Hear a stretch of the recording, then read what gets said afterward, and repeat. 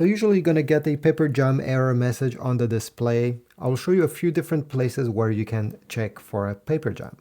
So the first one is to simply tilt this display panel and take a look inside. If you see any paper that is stuck over there with your fingers or with a pair of tweezers, go ahead and extract it.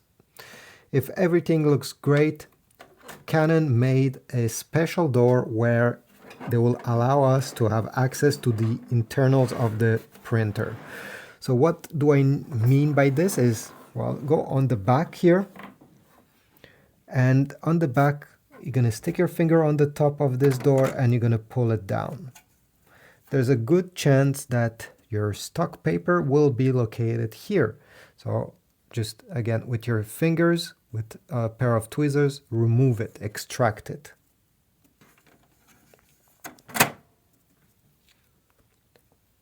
Finally, another place where you can check is the paper input. This is where it's located.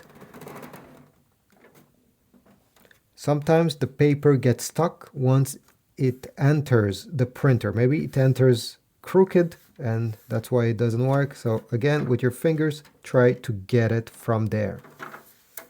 At the end, once you have fixed this paper jam, I suggest you unplug the printer, pull the plug, wait 3 seconds and plug it back.